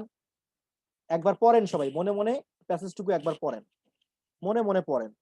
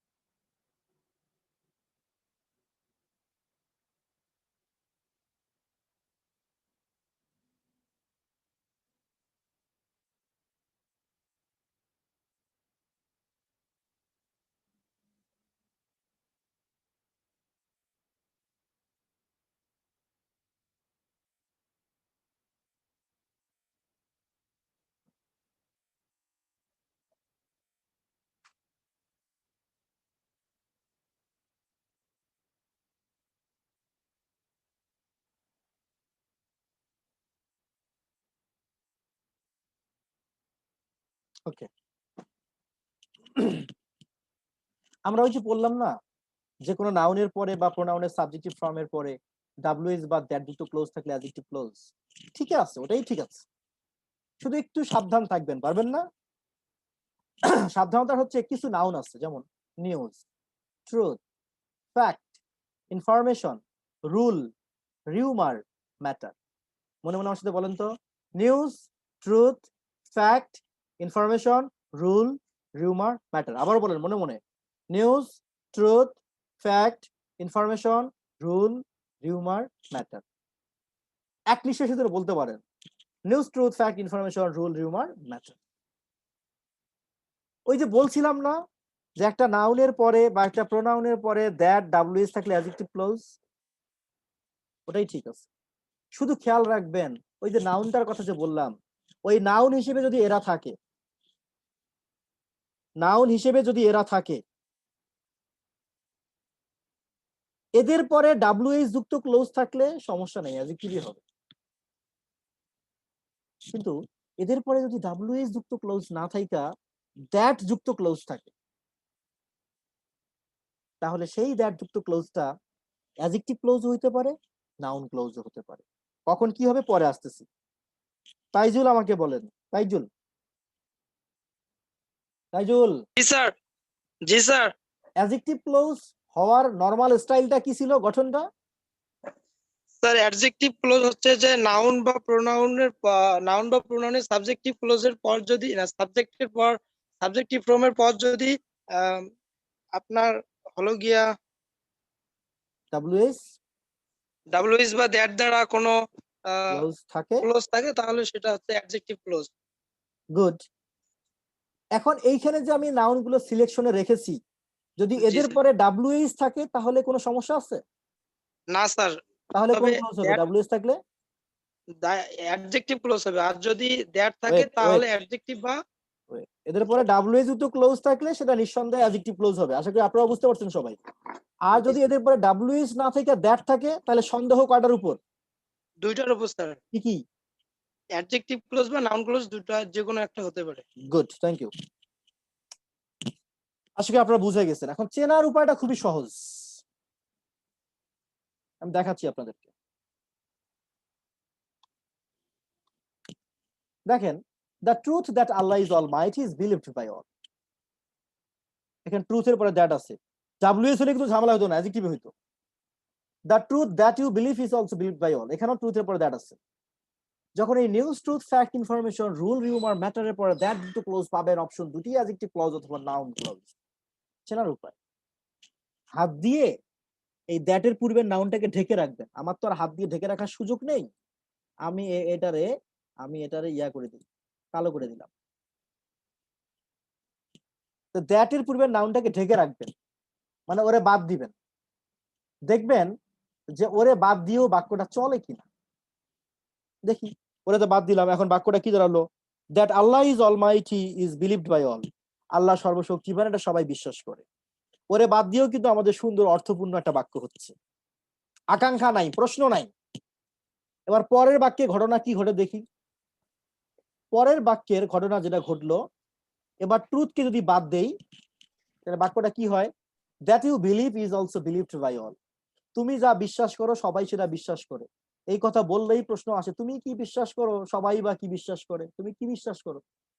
আসে কিনা আকাঙ্ক্ষা? কথা বলেন, আসে কিনা? জি স্যার। আসে। যখনই দেখবেন এই দ্যাটের পূর্বের নাউনটাকে বাদ দেওয়ার কারণে প্রশ্ন আসবে, আকাঙ্ক্ষা আসবে। আকাঙ্ক্ষা যদি আসে তাহলে তার নাম অ্যাডজেক্টিভ ক্লোজ। তার মানে এই নিচের অংশটা হচ্ছে অ্যাডজেক্টিভ ক্লোজ। কিন্তু উপরের অংশে দ্যাটের পূর্বেরটা বাদ দিলেও কোনো আকাঙ্ক্ষা থাকে না, প্রশ্ন থাকে না, তাই তার নাম নাউন ক্লজ। তাহলে কি বুঝলাম? News, truth, fact, information, rule, rumour, ম্যাটারের পর দ্যাট যুক্ত ক্লোজ থাকলে অপশন দুইটি অ্যাডজেক্টিভ বা নাউন। চেনার উপায়, দ্যাটের পূর্বের নাউনটিকে হাত দিয়ে ঢেকে রেখেও যদি বাক্যটি স্বাধীনভাবে চলতে পারে তার নাম নাউন ক্লোজ, আর বাক্য চলতে না পারলে প্রশ্ন আসলে তার নাম অ্যাডজেক্টিভ ক্লোজ। তাহলে এক কথায় যদি আমরা বলি, এবার আমি কয়েকটা প্রশ্ন যদি জিজ্ঞেস করি কয়েকজনকে, দেখি তারা কি উত্তর দেয়। আমার প্রশ্নের উত্তর দিবে এখন কে দিবে? Ronobi. Ronobi, try to answer of my question. Ronobi, জি স্যার। the news that he killed the man is not true. এইখানে নিউজকে বাদ দিলে বাক্য চলে কিনা? না স্যার, চলে না স্যার। ওকে, কেন চলে না? বাদ দিলাম। বাক্যটা এখন কি হয় পড়ো। that he killed the man is not true. G sir, চলে স্যার, চলে স্যার। মনোযোগ নাই। সত্য। রণবী, গার্লফ্রেন্ডের সাথে চ্যাটিং বাদ দাও পরে। তাহলে স্যার এখন ক্লাসে আছি স্যার। ও আচ্ছা আচ্ছা, তাহলে যেহেতু এটাকে বাদ দিল বাক্যটি চলে, তার মানে এটা হচ্ছে কি ক্লোজ? Noun clause. কিন্তু পরের বাক্যে আমি যদি প্রশ্ন করি তৌহিদুল ইসলামকে, the news that you know is not true, এখানে দ্য নিউজ কে বাদ দিলে বাক্যটি চলে নাকি চলে না? ওকে, আমি এই প্রশ্ন জিজ্ঞেস করব এবার। তৌহিদুল দরকার নেই, আমি প্রশ্ন জিজ্ঞেস করব যাকে তাকে আমি খুঁজে পাচ্ছি না। এই যে নারায়ণগঞ্জের আমার রাজীব সাহা, রাজীব সাহা বলবে এখানে নিউজকে বাদ দিলে বাক্য চলে কিনা? জি না স্যার, চলে না। চলে না। তাহলে কোন ক্লোজ হবে ভাই? স্যার চাইলে স্যার এটা বলেন। Adjective clause. ব্যাপারটা কি ধরতে পারছেন? জি স্যার। ওকে, থ্যাংক কারণ ইউ। হচ্ছে এখানে স্যার নাউনটা মডিফাই করেছে। সো ভিউয়ার্স, আমরা অ্যাডজেক্টিভ ক্লোজ যদি 1 মিনিটে বলতে চাই বা তারও কম সময়, তাহলে এভাবে আমাদের বলতে হবে। বাক্যের শুরুতে, মাঝে, শেষে যে কোনো জায়গায় একটি নাউন কিংবা একটি প্রোনাউনের সাবজেক্টিভ ফর্মের পরে যদি WH কিংবা দ্যাট যুক্ত ক্লোজ পাওয়া যায় তবে জেনে রেখো সেই ক্লোজের নাম অ্যাডজেক্টিভ ক্লোজ। তবে সাবধান, কিছু নাউন রয়েছে news, truth, fact, information, rule, rumour, matter, এদের পরে WH থেকে কোনো ঝামেলা নাই, অ্যাডজেক্টিভই হবে। যদি থাকে দ্যাট যুক্ত ক্লোজ তাহলে অপশন দুইটা অ্যাডজেক্টিভ অথবা নাউন। চেনার উপায়, দ্যাটের পূর্বের নাউনটিকে ঢেকে রেখেও যদি বাক্যটি চলতে পারে তার নাম নাউন ক্লোজ, কিন্তু প্রশ্ন আসলে তার নাম অ্যাডজেক্টিভ ক্লোজ। এবার আসি আমরা অ্যাডভার্বিয়াল ক্লোজ। জানেন একটা প্রশ্ন ছিল স্যার। কি প্রশ্ন? স্যার সেটা হচ্ছে যে কোন নাউন বা প্রোনাউনের সাবজেক্টিভ ফর্মের পর যদি আমরা WH বা দ্যাট না পাই, যে কোনো ক্লোজ পাই, তাহলে কি সেটা অ্যাডজেক্টিভ ক্লোজ হবে? হ্যাঁ অবশ্যই, যে কোনো ক্লোজ পাইলে অ্যাডজেক্টিভ। যেমনটা হচ্ছে জি এমন, স্যার। যেমন the pen you gave me,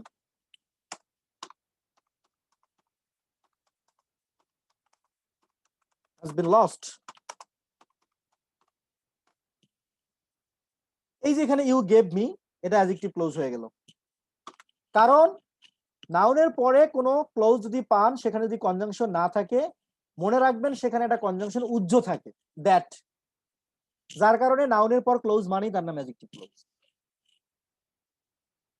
আশা করি ক্লিয়ার। এবার অ্যাডভার্বিয়াল ক্লোজের বিষয়টা হচ্ছে এরকম, আমরা জানি ট্রানজিটিভ ভার্বের পরে নাউন ক্লোজ থাকে, ইনট্রানজিটিভ ভার্বের পরে অ্যাডভার্বিয়াল ক্লোজ থাকে, এটা তো জানেনই তাই না? এছাড়াও আরো কিছু উপায় আছে। কোন বাক্যে কখন, কোথায়, কিভাবে, কেন, কেমন, কেমন করে এইসব দিয়ে প্রশ্ন করলে যে উত্তর পাবেন তার নামও অ্যাডভার্বিয়াল ক্লোজ। এটাও যদি না বোঝেন সমস্যা নেই। হু ইজ, অ্যাবাউট এর মধ্যে কিছু কনজাংশন আছে যে কনজাংশন গুলোর মধ্যে আবার কিছু কনজাংশন আছে যারা অ্যাডভার্বের আত্মীয় স্বজন, ওদের দ্বারা কোনো ক্লোজ হওয়া মানে তার নাম অ্যাডভার্ব ক্লোজ। আরো ক্লিয়ার করে বলি, অ্যাডভার্ব জিনিসটা কি? যা দ্বারা কোনো টাইম বুঝায়, খেয়াল করে যান, মানে সময়। যা দ্বারা কোনো প্লেস বুঝায়, মানে কি স্থান। যা দ্বারা কোনো ধরন বুঝায়, মানে ম্যানার। যা দ্বারা প্রভাব বুঝায়, ইফেক্ট। যা দ্বারা শর্ত বুঝায়, কন্ডিশন। যা দ্বারা বিপরীত সম্পর্ক বুঝায়, কন্ট্রাস্ট। যা দ্বারা তুলনা বুঝায়, কম্প্যারিজন। যা দ্বারা কারণ বুঝায়, কজ। এদেরকেই বলা হয় অ্যাডভার্ব, ঠিক কিনা? Time, place, manner, effect, condition, contrast, comparison, cause বুঝালেই তার নাম অ্যাডভার্ব। সো এই যে আমি এখন সিলেকশনে রাখছি যে অংশটুকু, ভালো করে দেখেন, এই অংশটুকুর মধ্যে যে কনজাংশন গুলো আছে এদের দ্বারা কোনো ক্লোজ গঠিত হলে চোখ বন্ধ করে তার নাম অ্যাডভার্ব ক্লোজ হবে। মনে রাখতে হবে, তাই না? অনেকে আপনাকে সস্তা নিয়ম শিখাবে, নাউন আর অ্যাডজেক্টিভ ক্লোজ বাদে যা আছে সবই অ্যাডভার্ব। এই নিয়ম শিখলে ঝামেলা আছে। কি ঝামেলা আমি দেখাবো একটু পরে। দেখেন, আগে টাইমের উপাদান কারা সেটা পড়ে আসি, মনে মনে আমার সাথে পড়েন। হোয়েন, তারপর কি while, whenever, once, as soon as, before, after, till, until, এগুলো হচ্ছে টাইমের উপাদান। তার মানে কি, এই উপাদানগুলোর কোনো একটা উপাদানকে যদি আপনি ক্লোজের মধ্যে পেয়ে যান, বুঝে নেবেন সেটা দ্বারা কি বোঝাচ্ছে, টাইম। আর যা দ্বারা টাইম বুঝাবে তার নাম অ্যাডভার্ব ক্লোজ। তার মানে কোনো বাক্যে যদি আমি কোনো ক্লোজে বিফোর পাই, বিফোর দেখে আমার টাইমের কথা মনে হবে, আর টাইমের কথা মনে হলে আমার অ্যাডভার্বের কথা মনে হবে। তাহলে আমি যদি একটা বাক্য লিখি এখন এরকম করে, মনোযোগ দিবেন, যে উই হ্যাড reached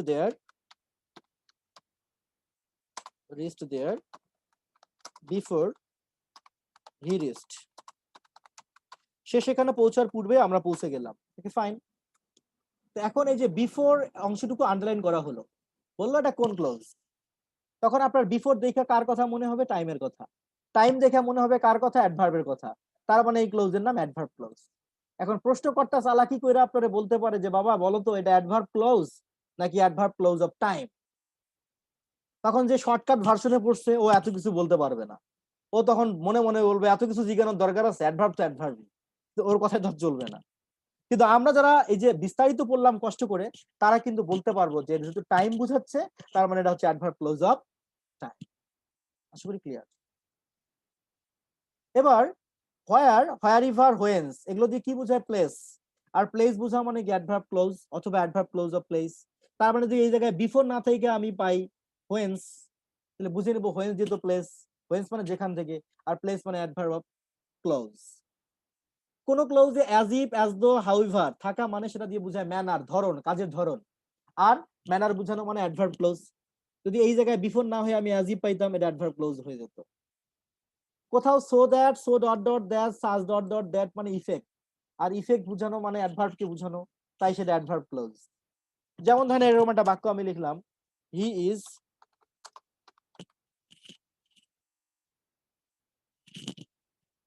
হ্যালো, আসসালামু আলাইকুম। আসসালাম, হ্যাঁ কে বলছিলেন?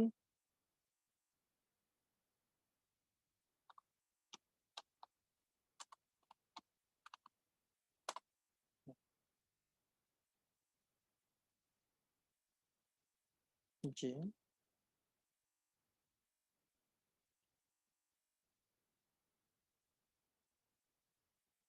ভার্সিটি এডমিশনের,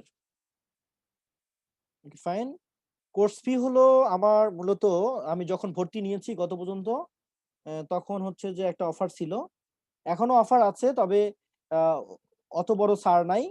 হচ্ছে যে এখন 3060 টাকায় ভর্তি হওয়া যাবে, আর আগে 2500 টাকায় ভর্তি হয়ে গিয়েছিল। আর কোর্সটা ছিল আমার মূলত 5000 টাকার কোর্স, সেটা আমি 50% ডিসকাউন্টে 2500 টাকায় ভর্তি করে নিয়েছি আরো কয়েকদিন আগে। এখন 5000 না দিলেও চলবে, 3060 টাকায় ভর্তি হওয়া যাবে। না, ওটা অনেকদিন আগে যে হয়ে গেছে ভাই। কিন্তু আজকে যে 30 তারিখ না।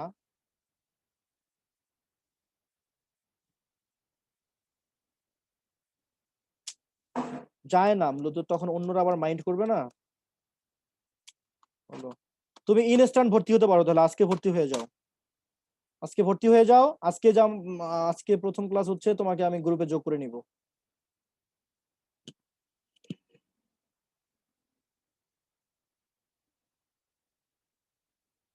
আচ্ছা ঠিক আছে, যাও, তুমি দিতে যাচ্ছ দাও, কিন্তু তোমার সব পরে যারা ভর্তি ওদের সাথে শেয়ার করো না, ভর্তি হও।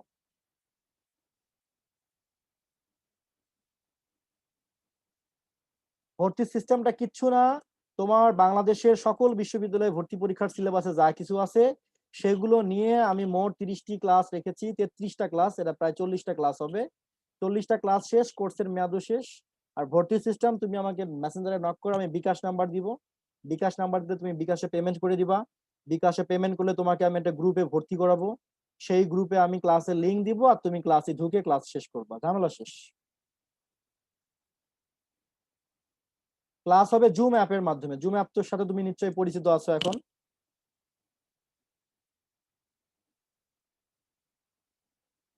আচ্ছা, আমি এখন ক্লাসে আছি, তোমাকে আরো যদি ডিটেলস বলার প্রয়োজন হয় তাহলে তুমি আমাকে 10 মিনিট পরে আমি তোমাকে কল দিচ্ছি। Okay, thank you. Sorry, he is so tired that he can't do it. সে এত মানে ক্লান্ত যে সেটা করতেই পারে না।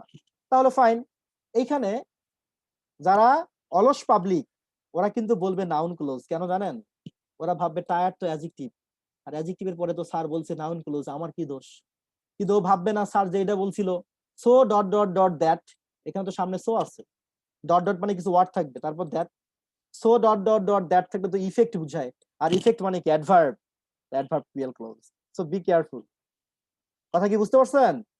তাই এটা অ্যাডভার্বিয়াল ক্লোজ হবে।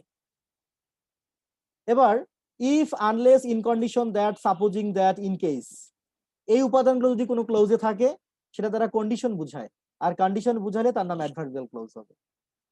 যদি কোনো ক্লোজের মধ্যে দো অলদো থাকে, দো অলদো দিয়ে কন্ট্রাস্ট বুঝায়, কন্ট্রাস্ট মানে অ্যাডভার্বিয়াল ক্লোজ বা অ্যাডভার্বিয়াল ক্লোজ অফ কন্ট্রাস্ট। কোনো ক্লোজে দেন, অ্যাজ, সো, অ্যাজ থাকলে কম্পারিজন। কোনো ক্লোজে সিন্স, অ্যাজ, বিকজ, দেয়ারফর থাকলে কজ, আর কজ মানে অ্যাডভার্ব ক্লোজ। সোজা কথা, এই কনজাংশন গুলো যে ক্লোজের মধ্যে থাকবে চোখ বন্ধ করে তার নাম অ্যাডভার্ব ক্লোজ হবে।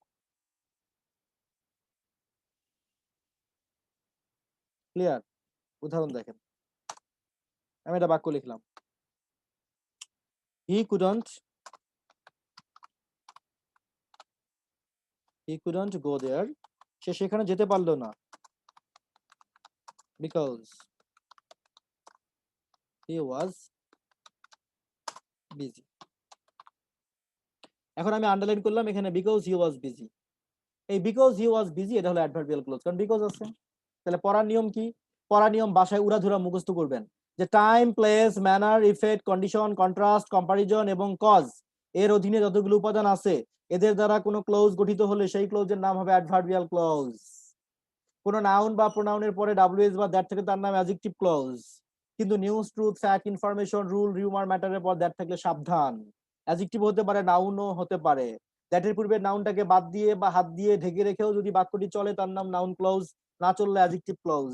আর স্টিভ বা এর জায়গায় যে ক্লোজ বসে তার নাম হয় নাউন ক্লোজ।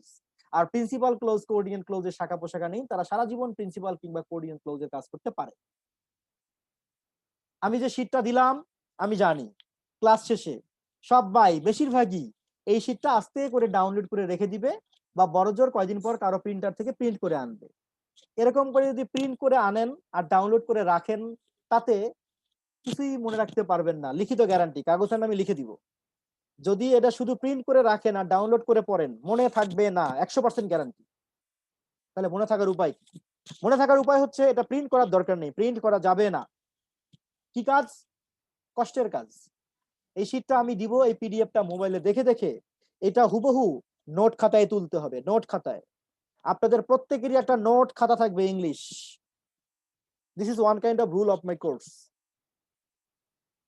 একটা নোট খাতা থাকবে, সেই নোট খাতায় আজকে গিয়ে লিখবেন ক্লজ, যত ইনফরমেশন আছে সবগুলো তুলবেন। এরপর দিন পড়াবো ফ্রেজ, ফ্রেজে সব ইনফরমেশন পড়াবেন। প্রত্যেকটা ক্লাস হবে ইনফরমেশন গুলো খাতায় তুলে ফেলবেন। কি হবে? কয়দিন পর কোর্সটা যখন শেষ হবে খাতাটা হয়ে যাবে একটা গ্রামার। তখন আর মানুষের জিজ্ঞাসা হবে না, ভাইয়া ইংলিশের জন্য কোন গ্রামার কিনবো, স্যার ইংলিশের জন্য কোন বই কিনবো। কি দরকার ভাই, তুমি নিজেই গ্রামার। আমি আবারও বলছি, এগুলো খাতায় না তুললে 100% গ্যারান্টি মাথায় থাকবে না, না, না, সম্ভব না। খাতায় লিখেন, আমি 8-10টা করে ক্লাস শেষ হলে আপনাদেরকে আমি দেখবো, বলবো ভিডিও অন করে খাতাটা আমাকে দেখাইতে, উল্টাবেন আমি দেখবো। যদি কেউ না দেখান তাকে আমার কিছুই বলার নেই, আমার কোনো অধিকার নেই তাকে কিছু বলার, তার ব্যাপার, তার দায় দায়িত্ব আমার না। সে পরীক্ষায় খারাপ করলে আমার কোনো হেডেক নাই, এটা মাথায় রেখে। তাহলে এগুলো সব তুলে ফেলেন। আগামী ক্লাসে ক্লজের উপর আমি পরীক্ষা নিব। এখানে আমি প্র্যাকটিস দিয়েছি, দেখেন শেষের দিকে প্র্যাকটিস আছে, আমি যোগ করে দিচ্ছি প্র্যাকটিস। এই দেখেন অনেকগুলো প্রশ্ন আছে এখানে, 1 থেকে শুরু করে এখানে প্রশ্ন আছে প্রায় প্রায় প্রায় প্রায় 50টা। আপনাদের কাজ হবে আগে ক্লোজ ভালো করে খাতায় তুলবেন, তোলার পর নিজে একবার পড়বেন, পড়ার পর এই 50টা প্রশ্নের উপর পরীক্ষা দিবেন, দিয়ে যদি দেখেন 50টার মধ্যে প্রায় 40টার অধিক হয়েছে উত্তর সঠিক, তাহলে বুঝবেন ক্লোজ শেখা সার্থক। আর যদি না হয় বুঝবেন ক্লোজ শেখা হয়নি, আবার পড়তে হবে। আর এগুলো সলভ করতে গিয়ে যা কিছু বুঝবেন না মার্ক করে রাখবেন, পরের ক্লাসে শুরুতে কিংবা শেষে আমার কাছে অনুমতি নিয়ে আমাকে জিজ্ঞেস করবেন, আমি উত্তর দেওয়ার চেষ্টা করব। তো আজকে ক্লাস এখানেই, এতটুকুই, এ পর্যন্তই থাকবে। আপনারা সবাই হচ্ছে যে থাকেন, এখন কেউ লিভ নেবেন না, গুরুত্বপূর্ণ আমি একটু কথা বলবো, তবে আমি কয়েকজনকে রিমুভ করে দিব এখন, কারণ তাদের সাথে আমার আলোচনা করার দরকার নেই। যাদেরকে রিমুভ করতেছি তারা রিমুভ হয়ে যান, মনে কষ্ট নিয়েন না, আপনাদের এখন দরকার নেই, তাই রিমুভ করতেছি। আমি রিকাশকে রিমুভ করলাম, তাইজুলকে রিমুভ করলাম, আর রাজীব সাহার আপনার আপাতত কাজ নাই, আপনাকে রিমুভ করলাম। তারপর রণবীর কাজ নাই, রণবীরকে রিমুভ করে দিলাম। সবাই এগুলো গ্রুপে শিট পেয়ে যাবেন। তৌহিদুলকে রিমুভ করা হলো, এরপর রিমুভ করা হলো ইশরাত জাহানকে, আপনার আপাতত কাজ নাই। আচ্ছা, রিমুভ করা হলো সুলতানা মিতুকে, আপনারও কাজ নাই, আপনার ঘুমান এখন। তৃপ্তি বড়াই বরিশালের আপা, কেমন আছেন? এরপর উম্মে হাবিবা, তুমি বিদায়। এরপর সুপ্রশূন্য, তোমার আপাতত কোনো কাজ নেই। জয়া আফরিন, বিদায় আপু আজকের মতো। তারপর জয়া আফরিন আপুকে বিদায় দিচ্ছি, কিন্তু সে বিদায় নিচ্ছে না কেন? ওমা, রিমুভ হয় না কেন জানি। এরপর মধুমন্তী খান ডাক্তার, বাই বাই। আচ্ছা, বাকিরা থাকবেন, যাদেরকে আমি রিমুভ করতেছি না তারা থাকেন, কারণ দরকারি কথা আছে। সুলতানাকে বাই আপাতত, সুলতানা প্রীতি। তারপর মেহেদি হাসানকে বাই, হ্যাঁ।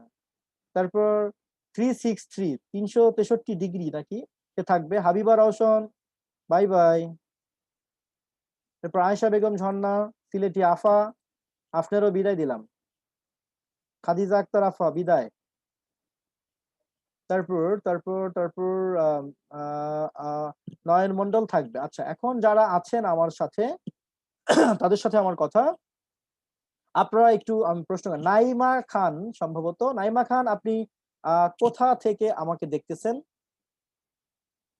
নাইমা খান, আনমিউট করতে হবে যে একটু। স্যার ঢাকা থেকে। ঢাকা থেকে। আমার এখানে ক্লাসের ব্যাপারে কে ইনফরমেশন দিল? আপনি পাঠশালা গ্রুপে মেসেজ দিবেন ওই ও থেকে। আচ্ছা আচ্ছা, পাঠশালা গ্রুপ থেকে, শিশির ভাইয়ের বাংলার গ্রুপ থেকে। আচ্ছা, আজকের ক্লাসটা করে আপনার ভালো লাগছে? জি জি জি। আচ্ছা, আমার স্যার। এই ব্যাচটাতে আপনার কোর্সটা করার সুযোগ আছে, আপনি চাইলে কোর্সটা করতে পারবেন। এটা একদম ফ্রেশ নিউ একটা ব্যাচ। কোর্স ফি মাত্র 3060 টাকা, ক্লাস হবে 40টি। আপনার ইচ্ছা হলে আপনি আমাকে জি মেসেঞ্জারে স্যার। নক করবেন, আর কালকের মধ্যে ভর্তি হতে পারবেন। আচ্ছা স্যার, ঠিক আছে। ঠিক আছে, থ্যাংক ইউ, আপনি বিদায় নিতে পারেন। আশিকুর রহমান নামে কাকে যাকে দেখছে? আশিকুর রহমান, কোন Ashikur Rahman? Who is Ashikur Rahman? Introduce yourself. Sir Rajarhat রশে sir. Okay Ashikur Rahman, thank you. আচ্ছা, তারপর এবার আছে যে আয়েশা আরাফিন, ঐশী।